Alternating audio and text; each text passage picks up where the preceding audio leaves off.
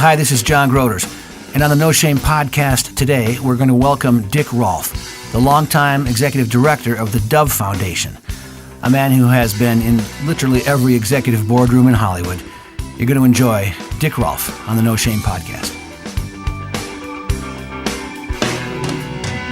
Have no shame, no, we are not afraid, no shame of the gospel of his name. It's the power of God by which we all are saved. We need not be afraid, no shame. Welcome to the No Shame podcast, and tonight I've got one of my, I would say, mentors in the industry and one of my favorite people. And as you get to know Dick Rolfe, he's going to become one of your favorites too. Dick, thank you for coming in this morning. Well, it's a pleasure, John. Thank you for asking me. We have had some experiences together, and I just want to say as we open this up that Dick Rolfe has taken me in some ways under his wing. He has been one of the voices of encouragement in my career that has made a huge difference. You read a screenplay I wrote at one point years ago. I didn't know if it was worth anything, and you told me at the time, John, this is one of the top 3 or 5 screenplays in the Christian field I've read. I'm not saying that to pat myself on the back. I'm saying that to say when you encourage people, it can launch careers. And that piece of encouragement, we're still here today. We're making movies and programs. I don't know that I'm here without you, so I really want to express my sincere appreciation for what you've done for me. Well, I'm humbled. I appreciate the acknowledgement, but certainly I wouldn't be here, or none of us would be here without the grace of God. And he played a major role in my life to get me where I am. Well, I want to talk about your career a little bit, Dick. It's been fascinating. You've met everybody. You've seen everything. Let's start with the Dove Foundation. Tell us your story as it relates to Dove. Well, gosh, it's a 25-year story. How much time we got? 25 years? I'll try and compress it down a little. The genesis of the Dove Foundation actually started with a group of parents, my wife and I and some others, who were concerned when video first hit the scene. We walked into a local video store and we saw a lot of content in there that we would never allow in our home. And we decided that we wanted to give our kids some power of choice, but at the same time we wanted to limit the selections that they could choose from. Mm-hmm. And so we decided that we were going to screen movies first, and then we would build a list. And that list would then give them an array of choices that they could make for their entertainment. And so we really sought the Holy Spirit, and that's why we called it the Dove List. It was a deference to the Holy Spirit. And a lot of friends and family members got together with us, and we created a list of about 600 movies. And began circulating it through friends and family and church members, and an Associated Press reporter got a hold of the list, and she contacted me and asked me for an interview. So I granted the interview, and much to my surprise, within a couple of weeks, we had the article appeared in over 165 newspapers around the nation. And we began getting phone calls. At the time, I was running a small media relations company, and I had an 800 number, and I made the mistake of including the 800 number in the interview. And that number appeared in the story, and we had, in 10 days, over 2,000 phone calls from all parts of the country from people wanting a copy of the Dove List. So that's when we decided that God had something bigger in mind than just friends and family. So from there, we began looking at ways of incorporating and developing a nonprofit. And at that time, Ed Prince was known to me as a philanthropist. Ed and Elsa were. And so I contacted them through his assistant, Judy Sanfilippo. And we put out a fleece and asked for his support. And he gave us 3 times what we had asked for. And that helped launch Dove, and there's been no looking back ever since. Well, let's talk about why that's important. Why was the mission important? Why was it on your heart in the first place? I mean, just talk about the power of persuasion and the power of cinema. Well, it's no surprise to most of your listeners, I think, through personal experience, the depth of impact that a movie can have on a person and a personality. I remember talking to a professor here at Hope College. She was the head of the psychology department at Hope, and we talked at length about the whole impact of motion picture on the psyche.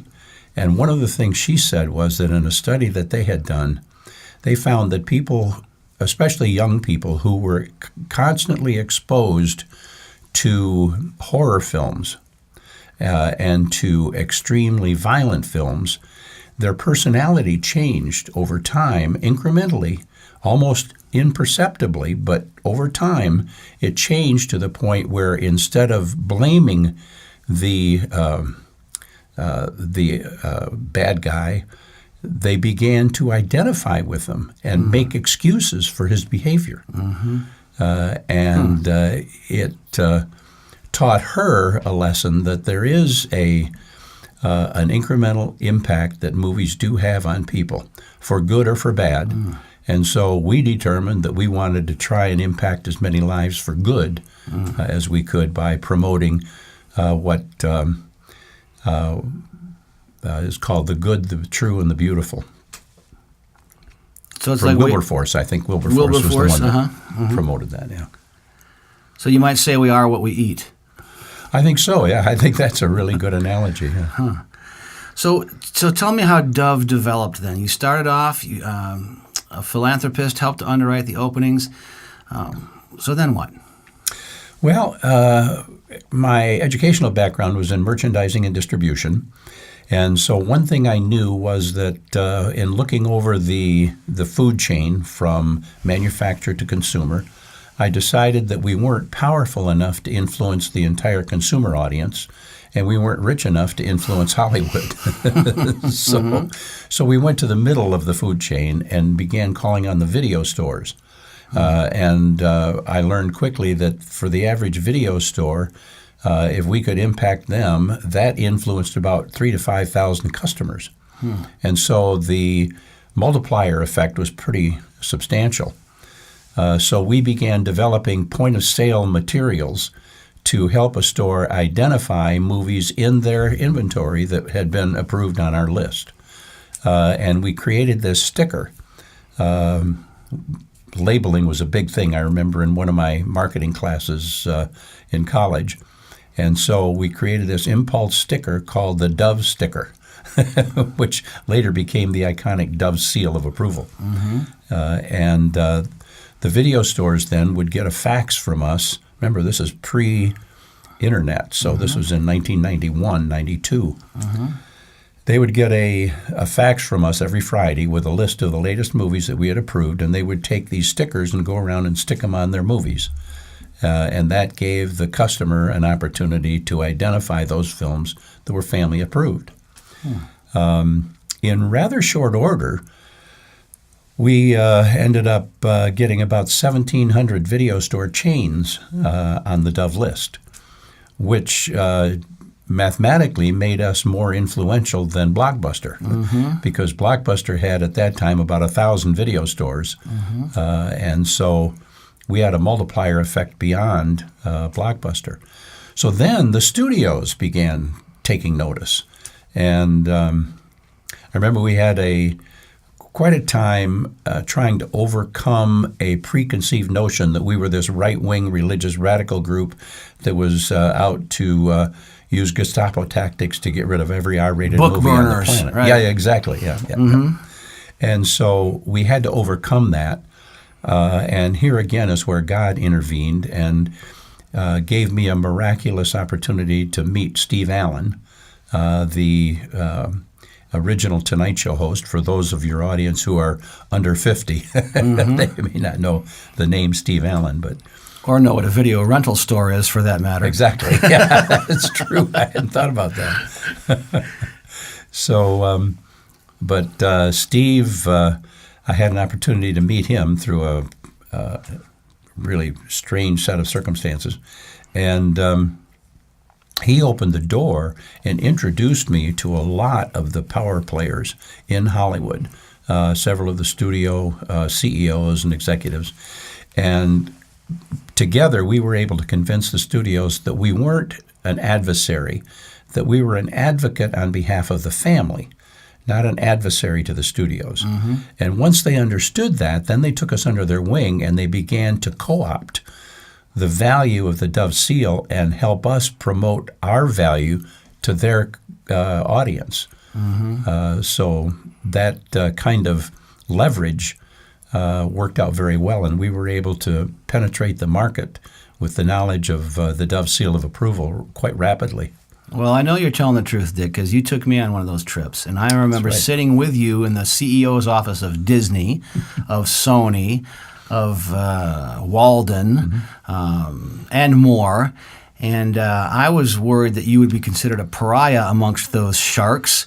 And that's not how you were received, is it? No, not at all. No, again, once they understood that we were there to help open a market that had been previously underserved, that is the faith and family audience, they welcomed us with open arms. Not because they got religion, but because they worship the dollar, and we were able to convince them that there was profit in decency. Is there anything wrong with that? Oh, heck no. Right. There's nothing wrong with that. No, I think that's God's economy. If people want to eat healthy food instead of junk food, is it not a beautiful thing to offer healthy, organic foods to people and to make a living at it? There's nothing inherently, evil or greedy about that in my thinking. No, absolutely right. And I believe that you might have even encouraged at least the consideration of content on another level. Do you think that happened in the case of any of the created movies that were going on in the time you were meeting with these people? Well, it did in a very subtle way. The studios began talking to us more about movies they had in development, which was really a huge paradigm shift for us, because we were lucky to be able to watch a movie in a theater after it had been released and then send back a report. Now, all of a sudden, we were getting calls from the studio saying, why don't you come out and take a look at this movie that we have in development or in rough cut and give us your input. Because if there's anything in it that might prevent us from getting a Dove Seal, we'd like to make the modification before it's released rather than not get the Dove Seal afterwards. So that changed an amazing way. And so we became kind of the backroom experts on family, and were able to consult on many films over the years. And I remember talking about Disney. The chairman of Disney was very gracious and allowed me to sit with him in a screening room for an entire day at the Disney studio, watching everything from wireframes of animated movies to rough cuts to dailies from some of their action films that were coming out. And he sat there with a notepad, and we discussed at length every single frame that I saw and what impact it might have, positive or negative. And you were sitting in those chairs with the chairman of Disney, and you're representing the families of America, or of the world, really. So what's the filter through which you are evaluating these films? Well, I hope it's a godly filter. Right. It better be. One thing that I learned very quickly in this process that I was led on was that I didn't know the path of this journey.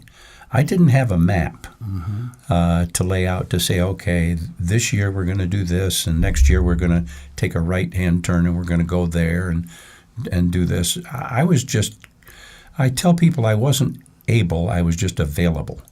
And God was the one that charted the path and opened doors at just the right time. The Steve Allen access was one of those cases where it was a silly accident that we were brought together. And actor Dean Jones, same type of thing. I actually stepped on his foot accidentally as we were walking into Church on the Way in Van Nuys, California together. Not even seeing him, but I saw this Gucci loafer underneath my shoe, and I looked up and realized that the owner was Dean Jones, whom I recognized immediately. And it just so happened that at that time we had just completed reviewing a stand-up one-man show that he did. I can't remember the name of it. St. John in Exile. That he had done. And we had reviewed that, and I told him that we had given it the Dove Seal of Approval. Well, that piqued his interest right away. And so we talked just briefly about it, and then we went our separate ways in the church, and we sat down, and a couple of minutes later, Pastor Jack Hayford, who was the pastor at the church at the time, well-known pastor, got up, and he asked everybody to stand up and form prayer circles with the people around them, and we would pray for one another. And so I stood up with my friend, and in front of us, a couple turned around, and it was Dean and Lori Jones. And we joined together in a prayer circle, praying for one another and our families. And about halfway through the service, Dean slipped a business card to me with a note saying, "Let's have lunch." And so that's how we ended up getting acquainted. Was there not sort of content review boards in the 40s and the 50s made up of pastors? I mean, I've heard stories, it's before my time, but there was a time when Hollywood was sort of, I don't know, how would you describe that time? And did Dove sort of in some ways fill that role again 30 years later? Well, it's kind of interesting. Back in the 30s, the Jewish filmmakers, who were very honorable people, but they also were very aware of the audience, and it was a very conservative audience at the time. So they understood that the majority of people that were coming to theaters had Christian influence. And so they wanted some assurance that the movies they were producing were not offending this dominantly Christian audience. And so they worked together with the Catholic Church and the Protestant Church, and the churches created the Catholic Legion of Decency and the Protestant Film Review Board. And these organizations then became kind of the gatekeepers of decency, so that the movies would go through their filter between the production company and studio and the National Theater Owners Association. And so you had to get their approval to get into the local theaters. So that went on quite successfully for quite a few years. And then in the 60s, the studios began to, or the church, I should say, began to realize that the studios really didn't have need for them anymore because they understood the parameters and the boundaries in which they were setting. So they closed up their offices. The church closed the offices. The church closed their offices. So that meant that the industry was now self-regulating, which to me makes as much sense as shipping lettuce by rabbit. So anyway, so naturally the government decided they wanted to step in, and so they threatened to form a governmental agency that would review movies and set standards.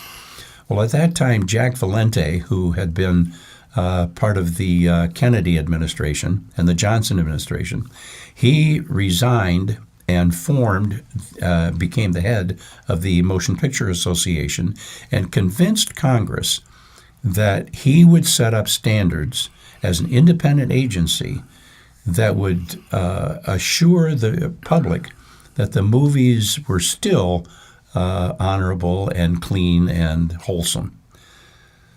Again, lettuce by rabbit. How'd that work? Well, it looked really good at first until he released his standards. And he created a rating called R, for which there had never been a movie released in a motion picture theater before the establishment of the MPAA ratings. Because R allowed a great deal of additional freedom, as we know, to the filmmaker so that they could still get a movie in the theaters as long as it had that coveted R rating, the warning, if you will. And so they used that as the excuse to begin expanding the license of what could be included in a movie that would go into the theaters. That's fascinating. Yeah. I remember Michael Medved did a book in the 80s, Hollywood versus America. You've read that book? Oh, yeah, I lived by it. So, if I recall, Michael Medved's research back then was that filmmakers and studios wanted to release R movies by the boatload. Audiences wanted to go to G and PG movies by the boatload. And in some strange, unprecedented twist, the almighty dollar did not drive the production. Is that a fair assessment? That is a very fair assessment, yeah. Michael and I had many conversations about that. That's, again, another one of these serendipitous meetings. Michael and I were both speaking in Washington, D.C. at a conference on pornography, by the way. And we happened to meet, and he heard my presentation and I heard his, and we ended up walking the streets of Washington, D.C. for 2 hours, just sharing our personal testimonies and lives. And he became a very, very good friend and a member of the Dove Advisory Board. But you're right. He said that the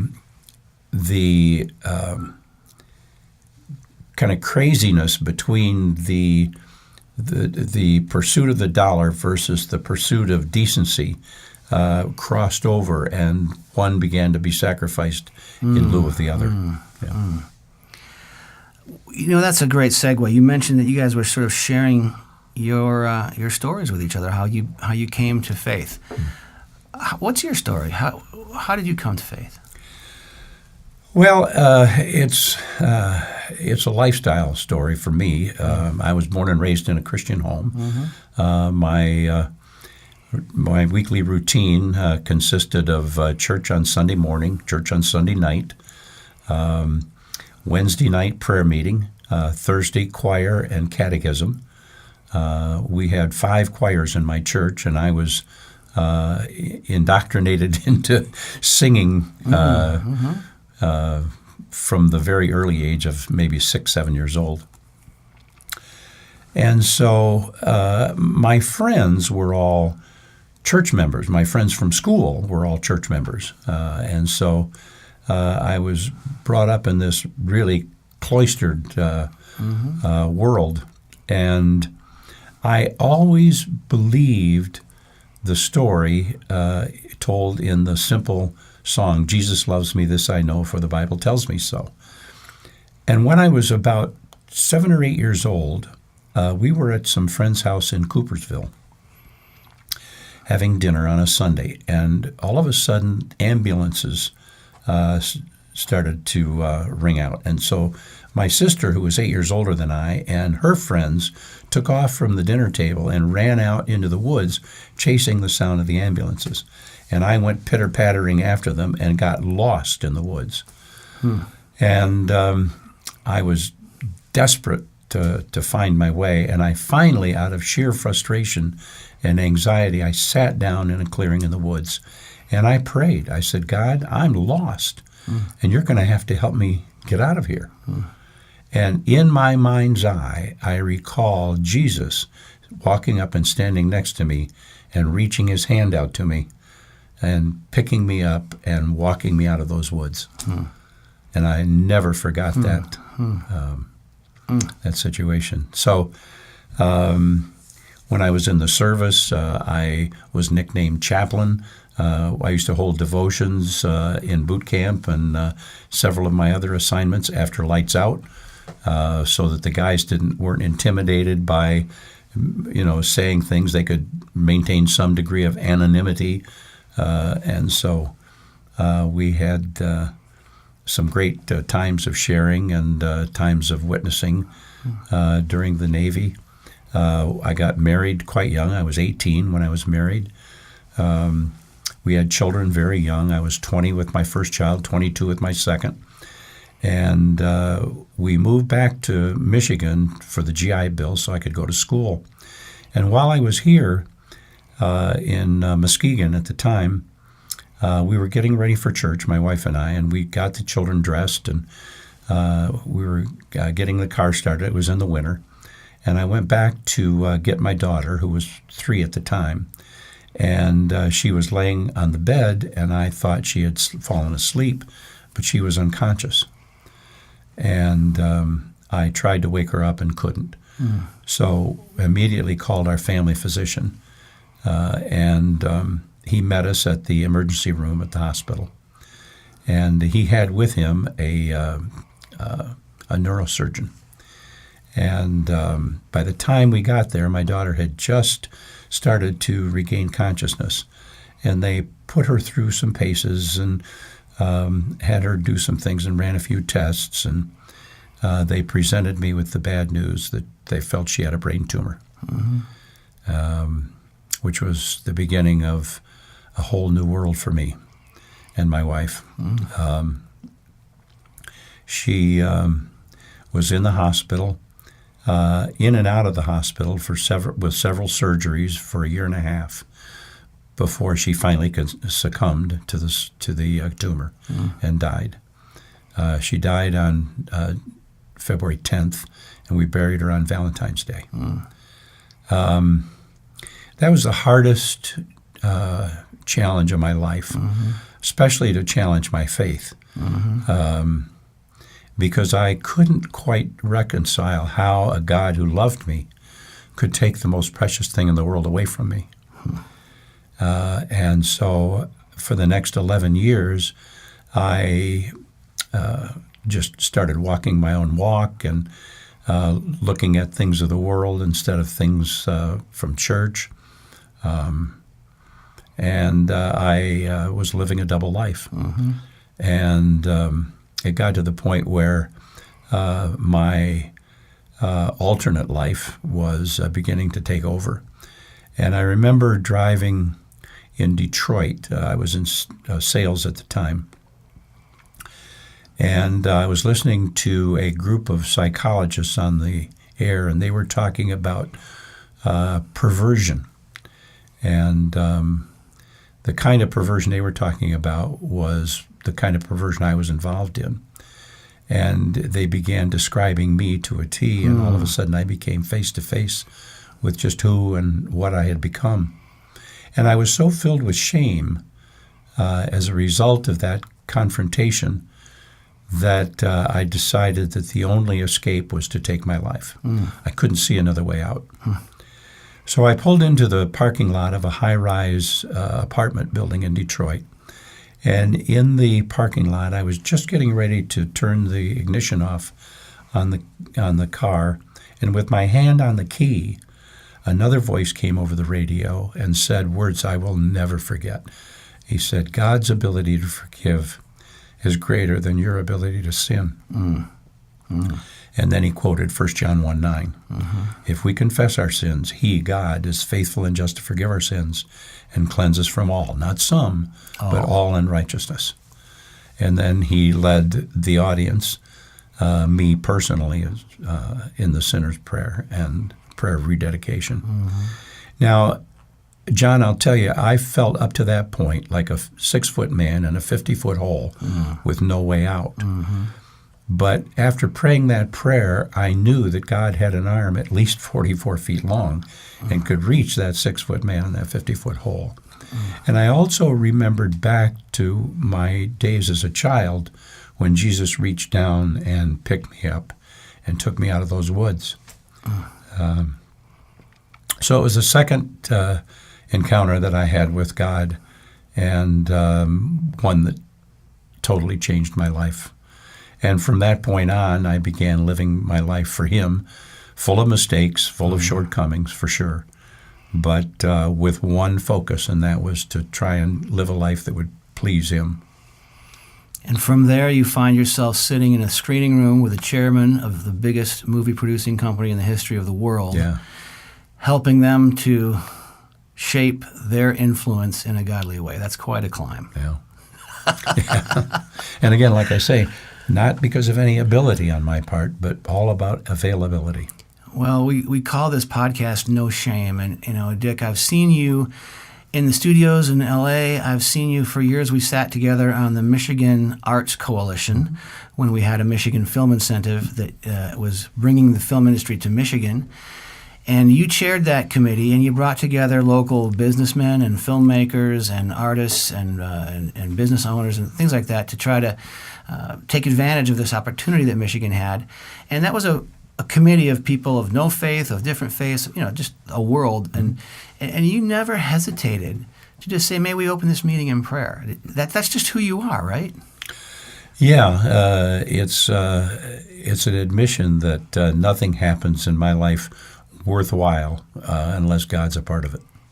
Well, I had not heard some of those stories that you just shared. Thank you for sharing that. We're not just here in sort of some everything ends up rosy podcast. There's not an agenda here that we're going to try to tie a bow. But what you just said, that God's ability to forgive is so much greater than our ability to sin. Not a religious platitude. Something that can save people's life. It saved your life. Yeah, for sure. And the interesting thing, too, beyond that, John, is that I didn't come out of that experience in Detroit with some kind of a mission that I was going to serve God in the media industry, which had been really my weakness and my downfall was pornography, of course. But he, in his own way, was able to provide opportunities for me that filled that need for me to make up maybe for the life that I had lived and to try and see to it that other people didn't live that life. Mm-hmm. So rather than become a preacher preaching against pornography, God put me in a different role where I was able to expose the good side of film and encourage and promote the good stuff through Dove rather than to cast aspersions and slam the bad stuff. Because going back to my educational training, I learned that there are only so many feet of shelf in a store, and the more of your product you get on that shelf, the less room there is for the other guy's product. And I looked at that as being Dove versus non-Dove. And in many cases, many cases, the video stores were still carrying X-rated films in the back room, behind a curtain or behind a door, because a lot of the early video stores were actually retrofitted porn shops. And so I remember Cinemini became Family Video, which is really kind of bizarre. But so we found that once these video store owners began to understand that they could make more money by promoting family content than they could by promoting pornography, many of them closed their porn stuff because it was limiting the number of families that would venture into their store. So by clearing that stuff out, it gave them more room and more shelf space to put the good stuff in. So where's Dove today? What's the current status, and where are you in relation to? Well, in December, I retired. A number of circumstances came along at the same time, which caused me to determine that it was time to pass the baton on to somebody else. My 75th birthday was one of those things. Oh, right. But beyond that, there were some other personal things at home. My wife's illness began to increase, and the acknowledgement that the entertainment industry is going through another paradigm shift with digital format and with social media, and those were not my skill sets. And so I was hopeful that we could find somebody to take over the reins that would have those assets in their bag. And we were fortunate enough to find that, and Susie Salmons, who was a longtime friend, before she was offered the position as CEO, has now taken over the reins. There are some changes that will take place. There's some image changes. Dove seals are going to look different, and some of the criteria is going to change a little bit. And the office is moving from Grand Rapids, Michigan to Portland, Oregon, which will be a change, but nothing the audience will recognize or it will impact. And beyond that, I'm happy to respond. The phone rings occasionally from somebody who I had interacted with during my Dove life. And I am now a media consultant, and I have some nice clients and in the film industry, and so I'm having a great time serving those clients as best I can. This is Dick Rolfe. We've been talking to on the No Shame podcast today. Dick, thank you for being with us and for sharing. Thank you for your transparency. Thank you for your faithfulness. Thank you for making a difference in an industry that we all believe is powerful and can be used for good and isn't always used for good. But I think Dove has been one of the key components that has kind of helped families, and as you shared, even helped the studios as they've. I remember being with you at, I think it was at Sony, and you were going to help them re-release some of their old titles, and they had a table, and they had a whole bunch of titles on that table, and we were looking at them, and I remember coming out of that meeting going, boy, they had 40 films on that for families, and not one of them really appealed to young boys. And then it launched me to produce the Frontier Boys. I thought there's Exactly. a gap there. But what an influence you've had. Thank you so much for being with us. Well, John, thank you. And again, I want to acknowledge you and the work that you've done. I've watched you with a great deal of admiration and humility to see how well you have taken your faith and executed some really wonderful projects.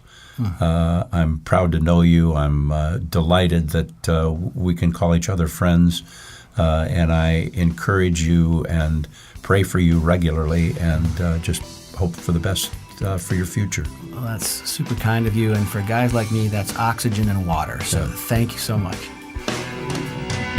Have no shame, no, we are not afraid. No shame of the gospel of His name. It's the power of God by which we are saved. We need not be afraid. No shame, no shame of the gospel of His name. It's the power of God by which we are saved. We need not be afraid.